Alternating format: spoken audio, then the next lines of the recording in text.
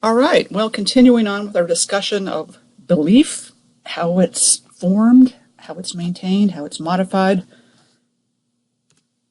we're going to be engaging this idea for this module and the next. So today we're going to begin with a meditation on the very nature of belief, and then we'll get into the details of how it's formed, with a discussion and a revisitation of the idea of causality, its relationship to tool making and other forms of belief. Then we'll look at the notion that we have not one system of beliefs, but at least two, and maybe more than that. And then we're going to look in the third part at how we maintain our social beliefs.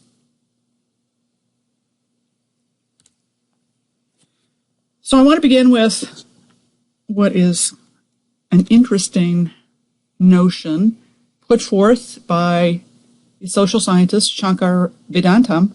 You may know him because he has a radio show that plays in the morning on NPR. So if you're driving to work or class, you may occasionally listen to him. And what he does is to reprise social science research and discuss its nature to current society. And one of the things he's very interested in is the idea of belief and how our beliefs are shaped by a variety of forces, including unconscious bias, which is just a part of our mindset. And in fact, he is so interested in this, he wrote an entire book that explores this, which is called the hidden brain. And the hidden brain is that part of the brain that operates with this unconscious bias and influences our thinking and the way we see the world. Now, I suppose if you wanted to give definition to this notion of unconscious bias, it would be in some ways equivalent to type 1 moral thought, the intuitive part of the brain that just reacts. You don't filter it through the frontal lobe, you just go with your gut, as people like to say. And sometimes these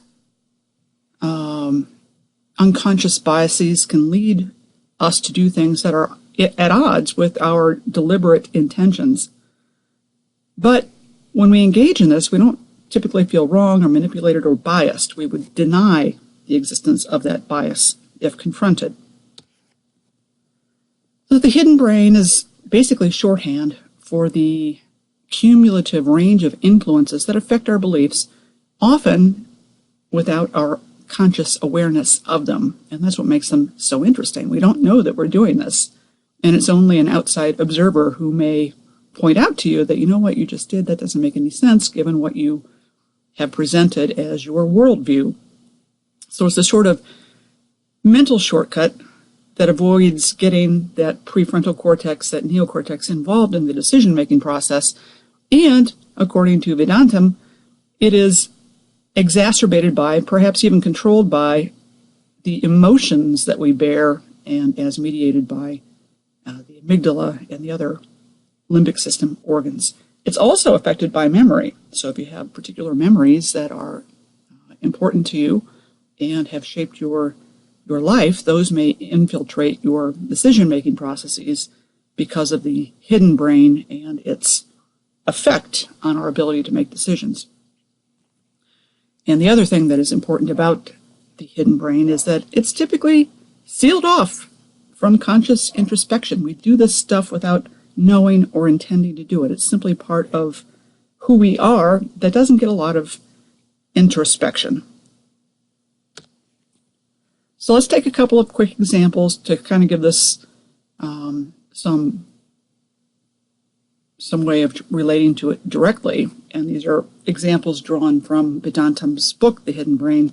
The first concerns a story about a rape victim, which actually got quite a bit of play in the popular press for reasons that you'll see in a minute if you don't know the story already.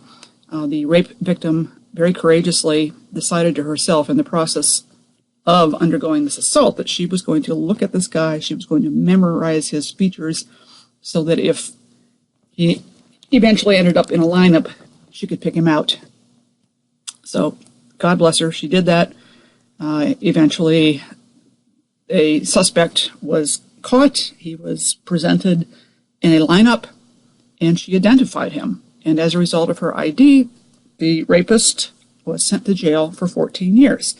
But this was happening, I think it was in the early 90s, and DNA testing had not yet become routine and widely available, but when it was, finally, they did test his DNA, and he was not the rapist. He was innocent.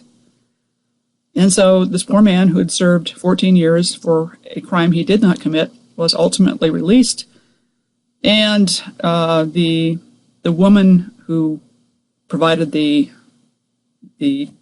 lineup ID was she was shocked. She was appalled that the wrong guy was in prison. Of course, that would reignite fears that the real guy was out there still doing bad things. And somehow people in the press thought it would be a good idea if the now exonerated rapist and the accuser met and reconciled. And so that's what got the interest of the public engaged, and eventually they did appear together, and they did, to the extent possible under the circumstances, reach some sort of mutual understanding about what was going on. But the bigger picture explanation here is that even when somebody is determined to pursue a factual view of things, emotional things that influence the hidden brain and our decision-making processes from it can, as a result of stress or anger, influence both memory and judgment. And that appears to be what happened here. Another example that is a bit more recent than the 1990s took place when American citizens were asked to take a very simple test in which they were shown two pictures of people who had been in the news and asked to identify which of the two looked more American. So here are the pictures they were shown. Presumably, you know the person on the left, or could identify the person on the left as a young Barack Obama, who has been president for the past 8 years. The person on the right, you may also know, as he has been in the news quite a lot, although not so much recently. If you do not know who it is, it would be Tony Blair, who was the Prime Minister of Great Britain during the time of the Iraq War and the George W. Bush administration. So, with that little biographical information, you would know that Barack Obama, of course, is an American, and the other person, Tony Blair, is British. He's not an American. And yet, the vast majority of people surveyed about which of these two people looks more American chose Tony Blair. Now, you can ask yourself, I'm not going to decide for you why that is, but certainly the fact that one is white and one is black would have an influence on the way some people think. The hidden brain at work. One more example. Let's recall a time when you are on your way to, Christmas in some other town that you don't go to very often. And you're driving around with a person who is in charge of the driving. He's driving, but he will not ask directions. So you get caught up in holiday traffic, and he gets off at an exit and proceeds to guess his way to the house that you're supposed to go to for the Christmas party. And you recognize pretty quickly that you're not getting anywhere closer, and it's getting later. So you ask again and again, maybe, perhaps, there's a gas station. Why don't you stop and ask directions? But no. The person who's got the The control of the car says, you know what, I have a really good sense of direction. I know what I'm doing. You just chill. We'll be there before long. But alas, you're not there before long. You drive around, probably in circles. You're lost for hours because the guy who is driving has this belief, which is not supported by the evidence, that he has a really good sense of direction that will get you there expeditiously. So in this case, the facts are irrelevant. The belief overrides contradictory evidence. That's the hidden brain at work. Now, this presentation is brought to you by a rock band known as Journey, which put out a song called Don't Stop Believin', from which I have appropriated the title for today's module.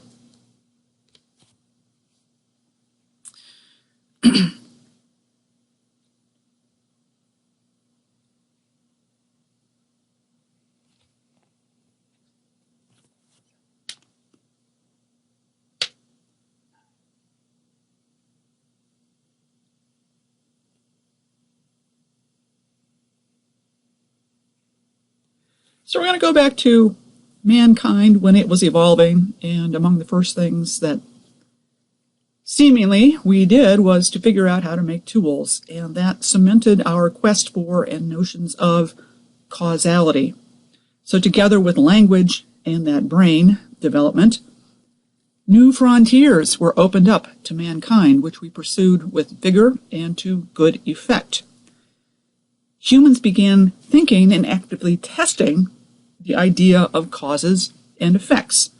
And this was true in all sorts of disparate activities, from hunting to gathering food to social relationships to even those intangible things like life and death.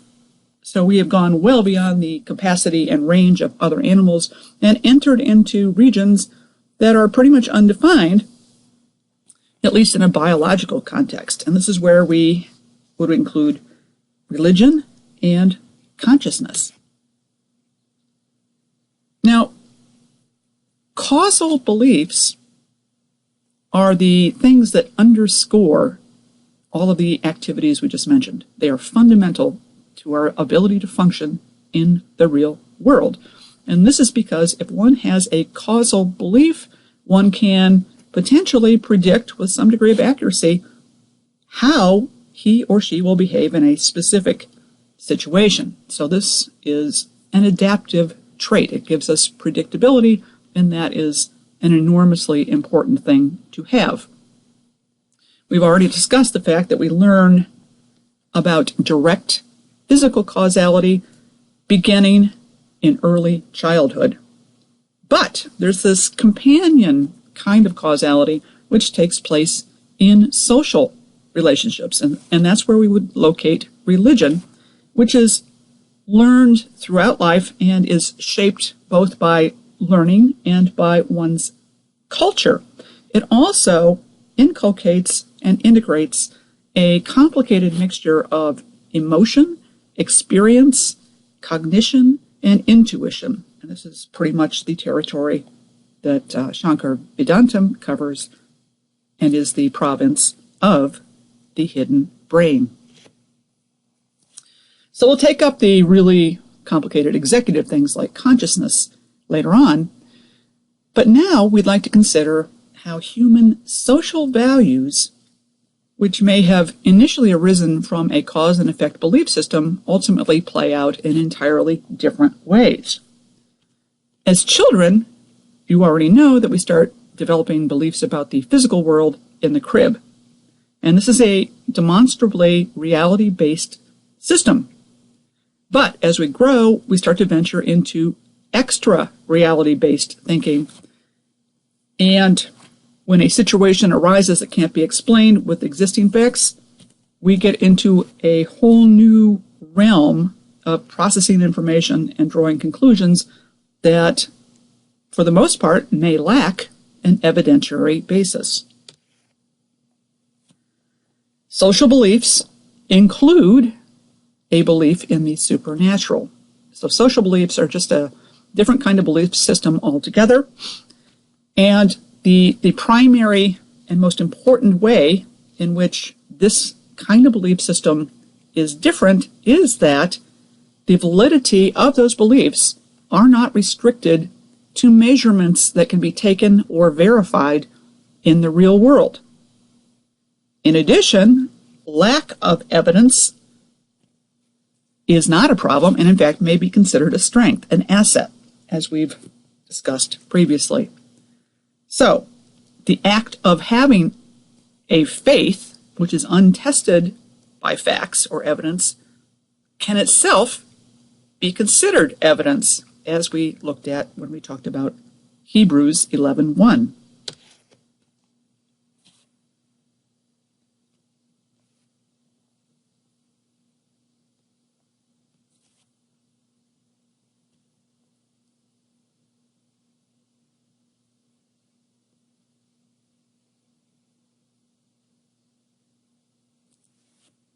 So what we're getting at, what we're coming up against, is the reality that in the human brain, we don't have a single coherent, unified belief system.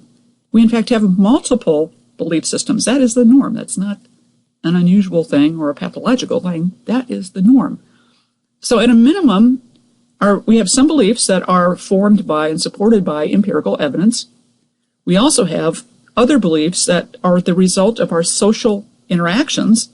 And lastly, we have beliefs that are either formed by or strongly influenced by emotions. And we looked at examples of all of these, either in the course or in the case of social interactions and emotional interactions in the introduction today and the information from Shankar Vedantam.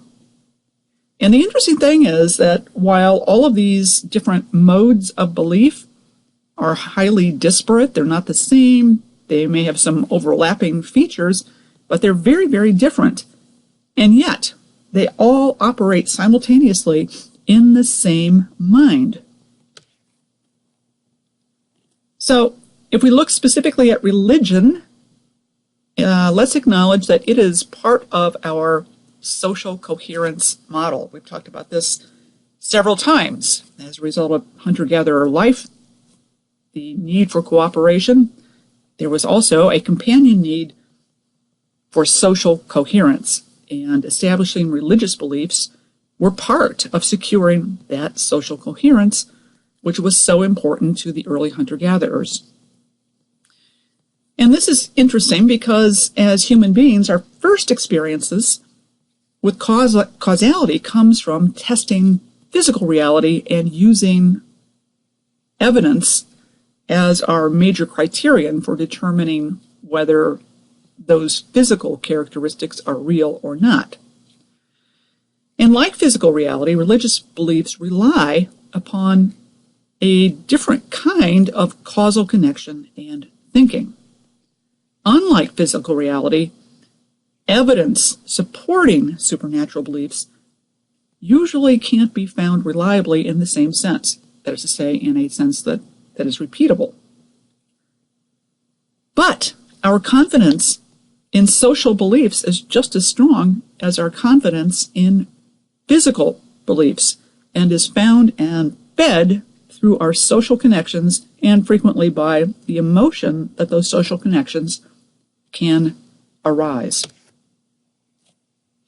So like our understanding of physical reality, our social beliefs and our social reality are forged in early childhood. Our minds are very busy at that time assembling a world view, and we're taking information in from multiple sources and processing it all through the same brain. This is one of the many reasons why we're dependent on having nurturing, loving adults to care for us and to teach us, because we're not yet ready for scientific kinds of thinking, hypothesis-based testing. That comes quite a bit later, although the basics of the physical reality are being formed in the crib and thereafter. And as this is playing out, we take on the elements and attitudes of the environment in which we are being raised. And this is where social ideas come into our brain, take root, and become enshrined in the brain as beliefs. So it's fairly easy at this time in one's life to inculcate ideas that would not survive a reality-based testing model. And that means that you're going to have ideas floating around in the young and developing human brain that on the one hand have an anchor in physical causality, but on the other hand don't, and are reinforced and taught primarily through social connections. So this can lead to certain conundrums, because later on, let's say when you're at the age of 8 or 10 and older, a lot of our understanding of reality comes from the application of the scientific method. And we all do this. We all have problems that require this kind of thinking.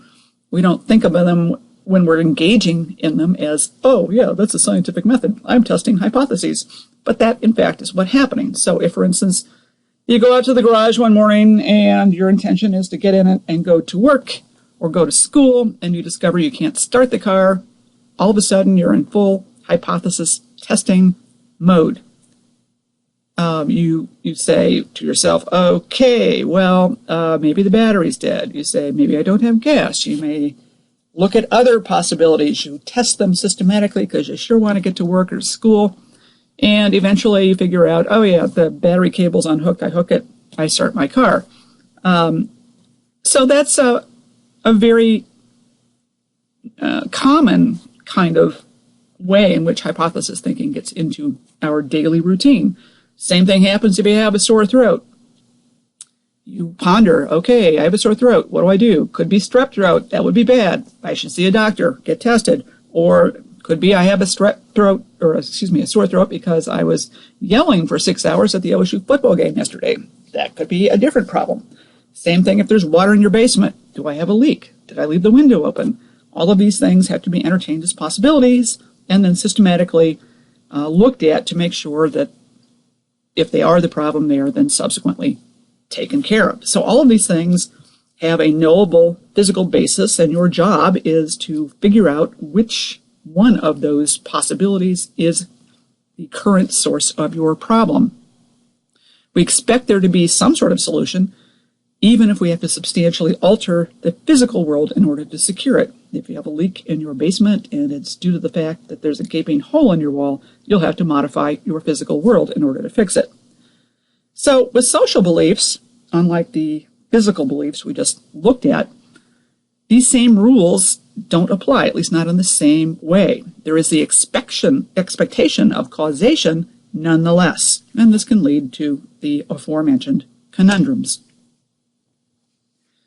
If we're looking at a strictly rational thought process, such as would be the case with hypothesis testing, we are also in the realm of Mr. Spock, remember, from Star Trek, who was the ultimate logical thinker. He would proceed by acquiring relevant facts. He would carefully check and consider the validity of those relevant facts, and then he would deduce what is true after considering the facts and weighing potential conflicts. You would also look for repeatability. Do you get the same result when you do the same thing? Important. And Mr. Spock at least thought that was a superior worldview and a good way to navigate through life.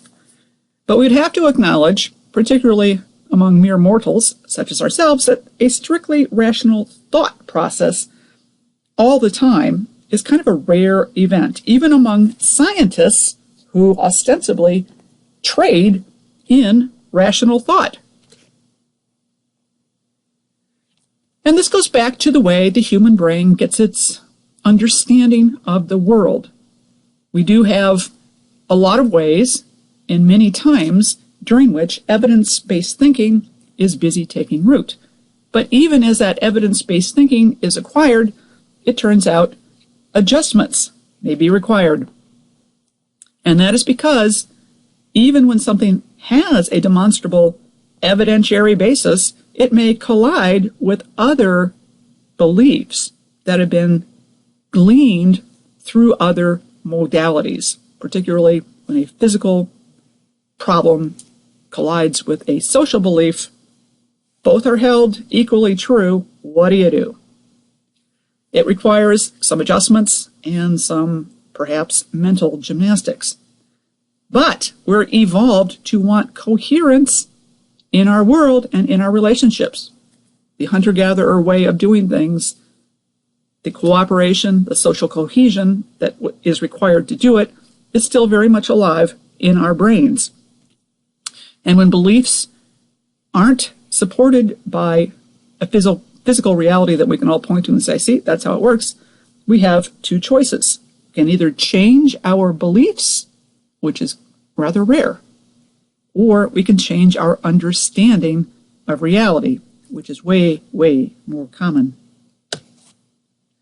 And to make this case, I would like to refer to Loren Eiseley yet again, because Eiseley was introduced to you as the ultimate scientist.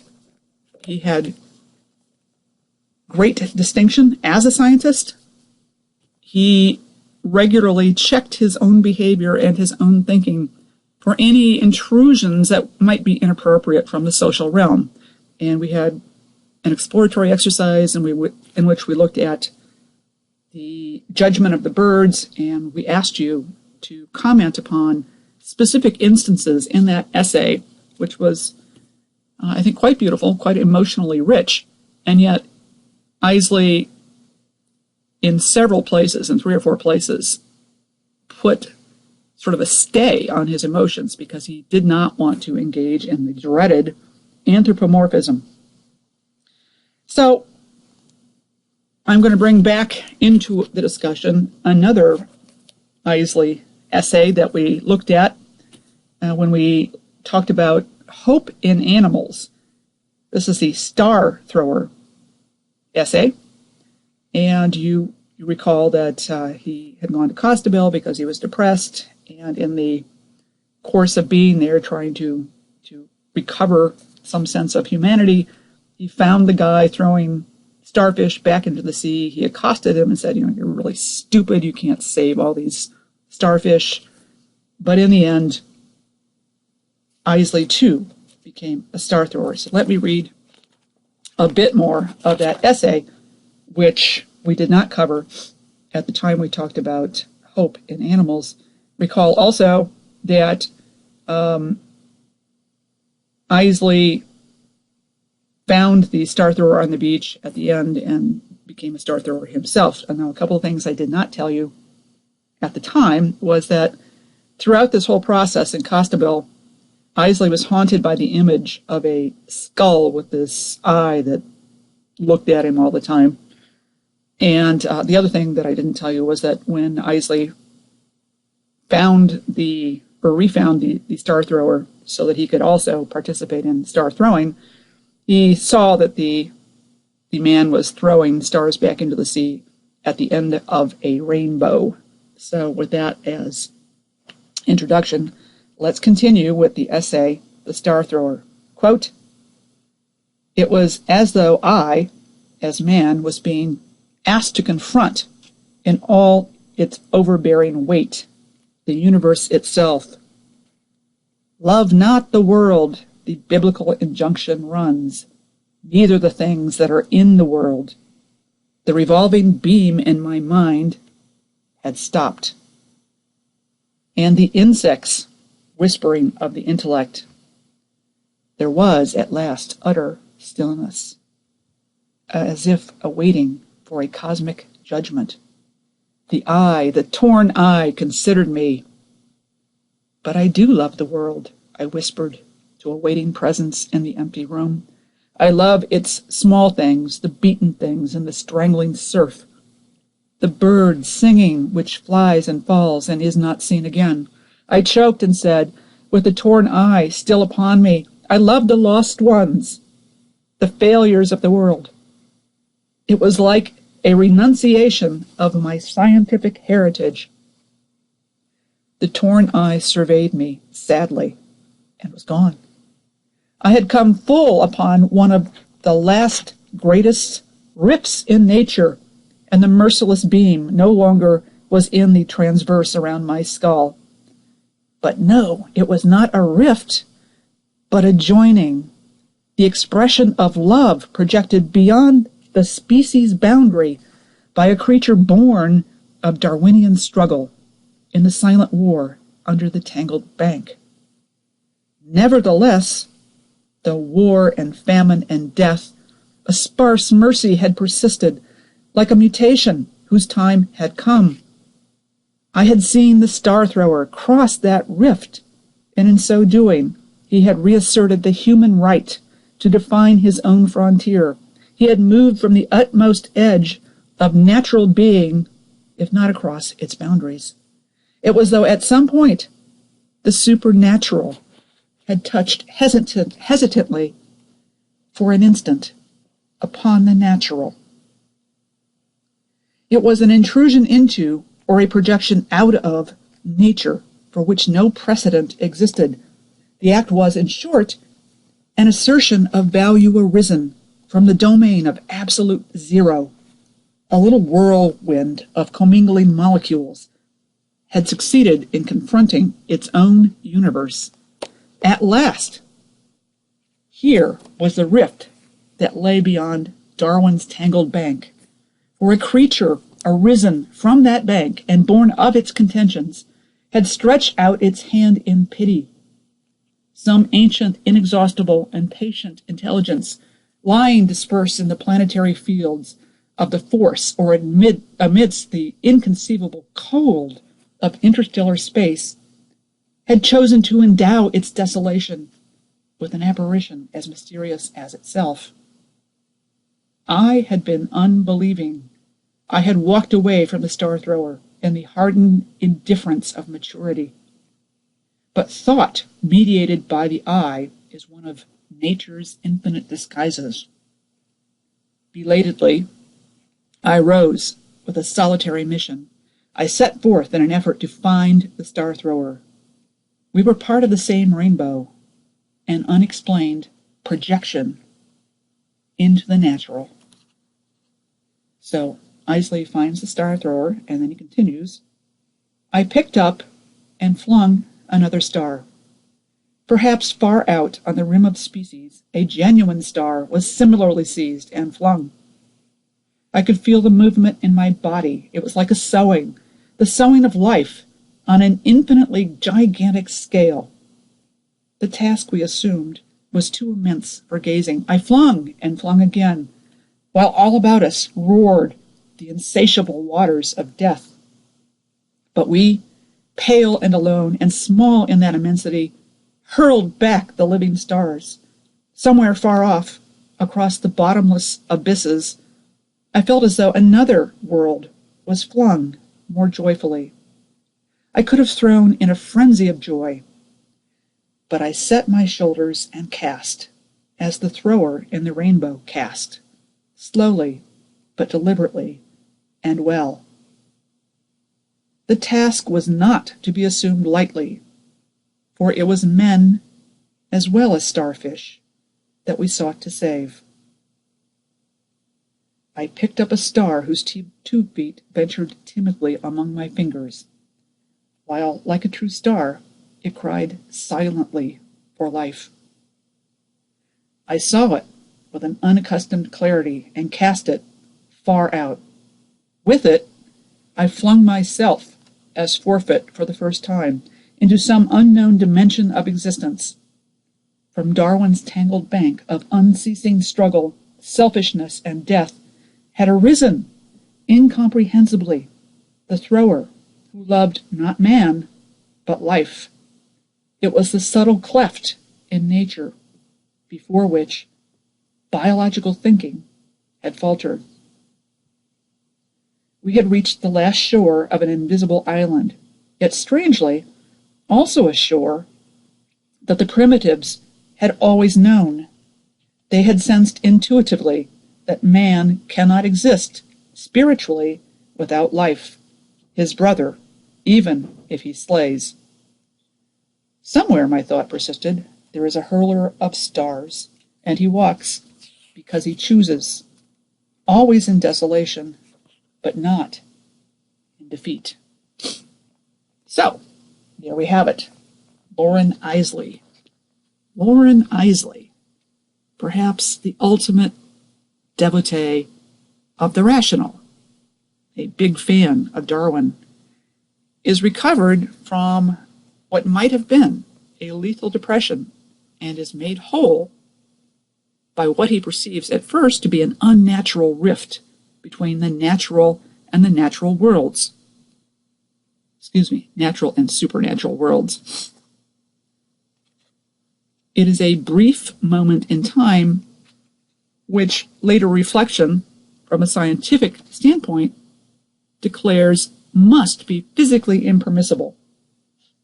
And yet, somehow, he believes that it's true. And in the process, his soul is mended and he is saved.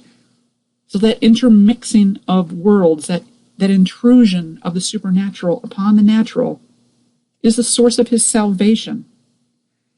And something that, as a scientist, he simply could not accept as real. But then he also ultimately acknowledges that this ability to forge an identity, and this is the relevant point to us, the ability to forge an identity that consists not only of things happening in the material world, but also in the supernatural realm, are the essence of what mankind is, and it connects humans not only to each other, but to life itself.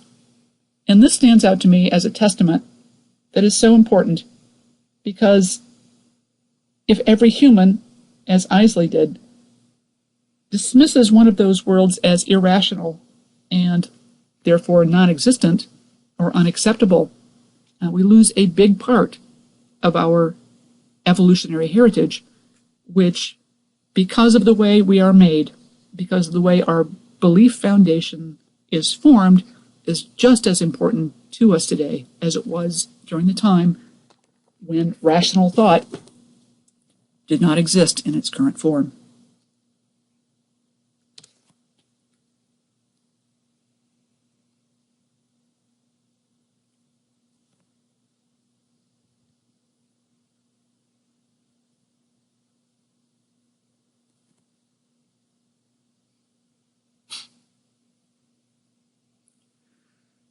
So, as I suggested when we started, we have at least two internalized belief systems, one of which is our social beliefs that includes religion.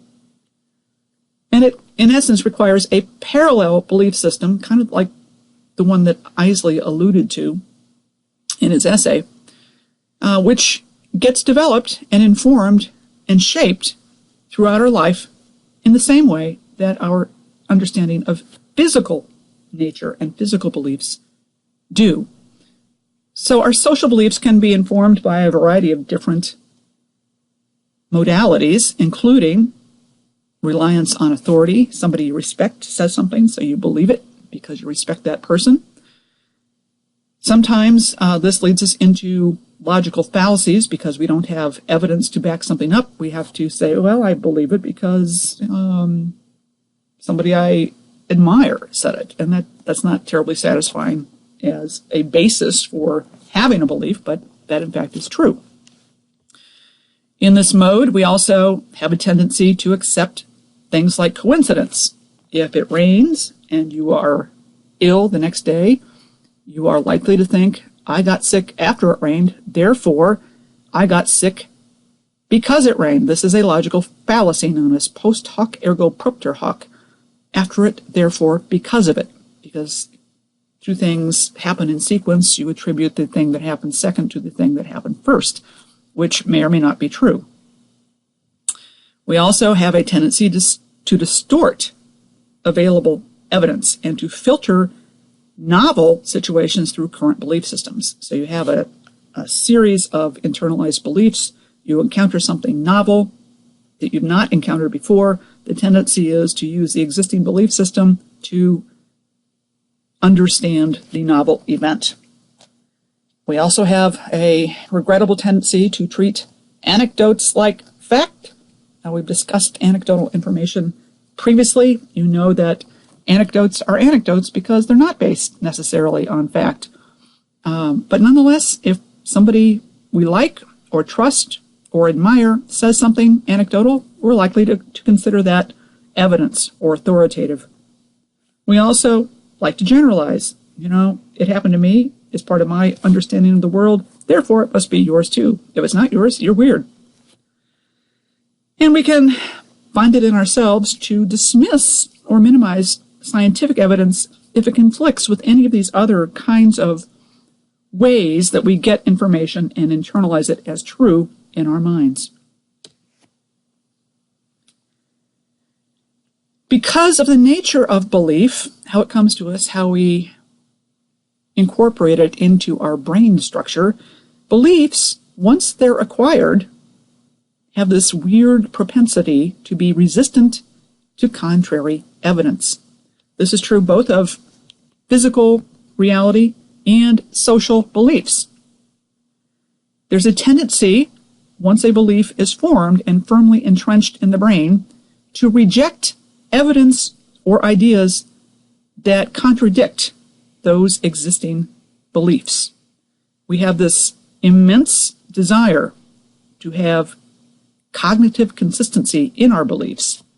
And when we can't do that, when we have two conflicting ideas in our head, that causes stress, it causes cognitive dissonance, and it's unpleasant. We don't like that. It feels unsettled and disagreeable. So we tend to rationalize problems with maintaining these belief systems that may be in conflict by changing our mind only when there's repeated and overwhelming evidence. And even under those conditions, it may be really challenging to get people to change their thinking. So we might call this self-deception, or it might be more along the lines of self-preservation. We like to get the world to cohere to our internalized thoughts, not the other way around. Now, we do have moral ideas. We do have type 1 moral thinking. And this may be why some of our understanding of the real world, whether it's physical reality or social reality, if it gets filtered through the type 1 moral thought component of our brain, we tend to act intuitively on this kind of information quickly and without a lot of thought, without any involvement necessarily of the prefrontal cortex. And that's because those decisions come from that internalized belief system. We tend to believe these things that go through that system even when the facts are unknown or in contradiction to those beliefs. And using type 1 moral thought, we can construct novel interpretations to deal with situations in which we have no limited or contradictory facts. In other words, we're seeking, whether we know it or not, and Vedantam would make this argument explicitly, we're seeking confirmation of our existing beliefs rather than contradictions that require revision. We also know that emotion can strengthen false beliefs. So this is precisely what happened to the woman who was raped and was intent upon forming an image in her mind of that attacker and remembering it for later use at trial. But the emotion of the event couldn't be denied and infiltrated her thinking despite her professed desire, which I believe was absolutely sincere, to memorize the man's face. It happens on a more pedestrian level to all of us. If you have a dream that your boyfriend or girlfriend cheated on you, it's just a dream. And when you wake up, you know it's just a dream, but you still might feel really ticked off or really hurt by what the person did in your dream. And it's really hard to talk yourself out of it. So for a day or two, you might feel really really upset, even though there's no evidence it was a dream.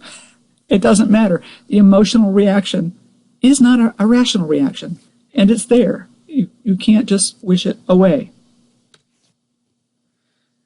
So what this really means, what this is all devolving into, is an understanding that in each person we have at least two different kinds of reality. We have a primary reality and a personal or secondary reality. Primary reality is the physical world as it exists. So this is the evidentiary-based thinking that we've been talking about.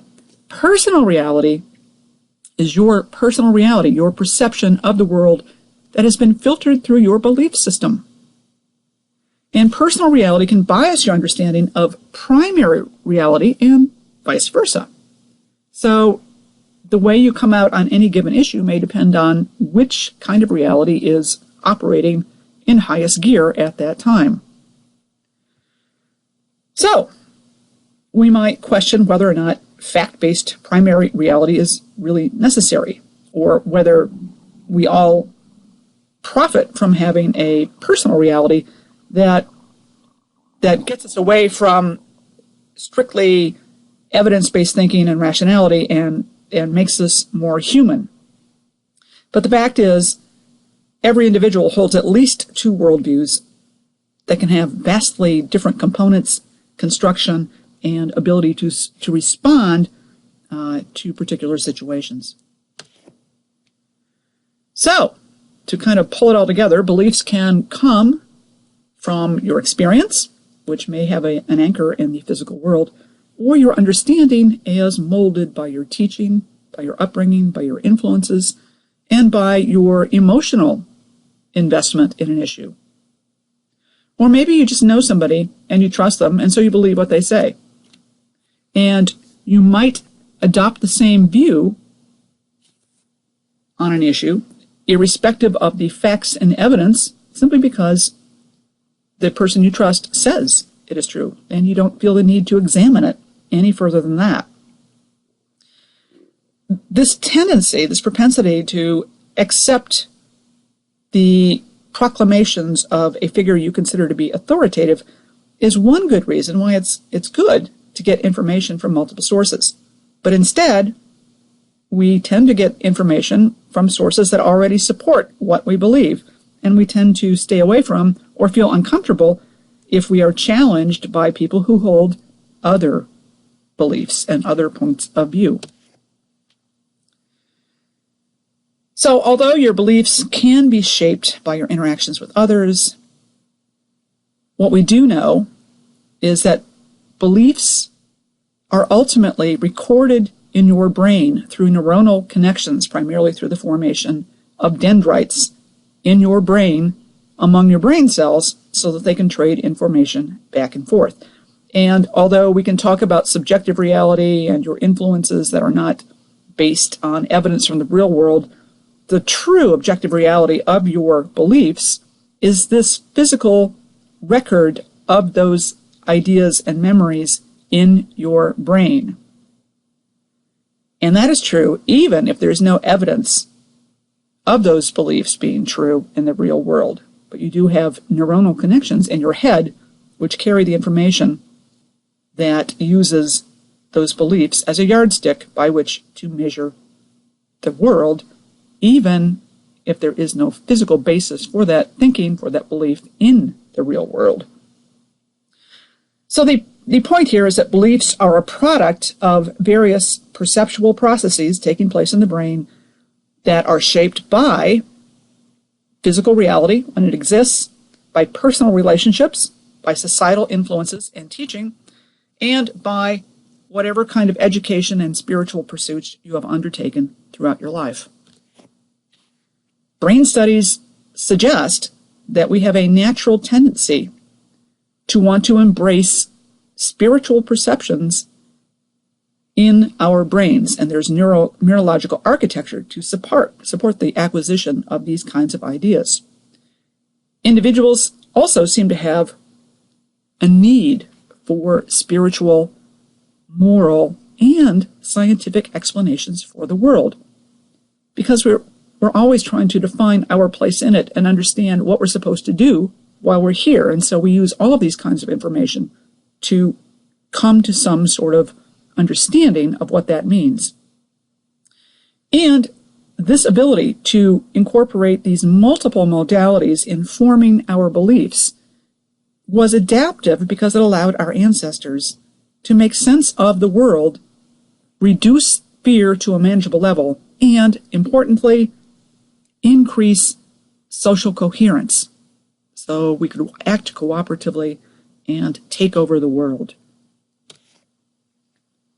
And here's your study guide for Don't Stop Believin'.